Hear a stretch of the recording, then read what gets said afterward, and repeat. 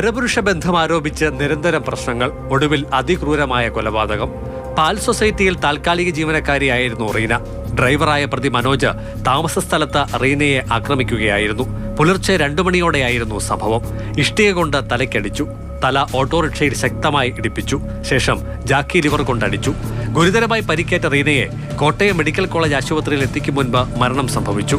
കേസിൽ കൊലപാതകം, തടഞ്ഞുവെക്കൽ എന്നീ കുറ്റങ്ങൾ തെളിഞ്ഞതായി കോടതി വ്യക്തമാക്കി.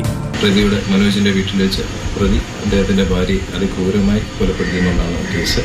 അതിൽ വെളുപ്പിനെ 2 മണിയോടുകൂടി പ്രതി ഇഷ്ടിക ഉപയോഗിച്ച് ആദ്യം റീനയുടെ തലക്കടിക്കുന്നു. അവിടെ നിന്ന് രക്ഷപ്പെടാൻ ശ്രമിച്ച റീനയെ പിടിച്ചു നിർത്തി വീണ്ടും ജാക്കി ലിവർ ഇട്ട് തലക്കടിക്കുന്നു. വീണ്ടും തല കൊണ്ടുവന്ന് ഓട്ടോറിക്ഷയിൽ ഇടിച്ച് വളരെ ക്രൂരമായ രീതിയിൽ തന്നെയാണ് പ്രതി ഈ കൊലപാതകം നടത്തിയിരിക്കുന്നത്. അതിൽ റീനയെ തടഞ്ഞു നിർത്തിയതിനും അതുപോലെ തന്നെ കൊലപാതകത്തിനും കുറ്റക്കാരൻ നിന്ന് കണ്ടെത്തിയിരിക്കുകയാണ്. റീനയുടെ ശരീരത്തിൽ ചെറുതും വലുതുമായ 18 മുറിവുകൾ ഉണ്ടായിരുന്നു. ദമ്പതികളുടെ മക്കൾ ഇരുവരും റീനയുടെ അമ്മയും ആക്രമണത്തിന് സാക്ഷികളാണ്. വിചാരണ തുടങ്ങും മുൻപ് റീനയുടെ അമ്മ മരണമടഞ്ഞു. മക്കളുടെ മൊഴിയും ശാസ്ത്രീയ പരിശോധനാ ഫലങ്ങളും പ്രോസിക്യൂഷൻ വാദങ്ങൾക്ക് ബലമേകുകയായിരുന്നു.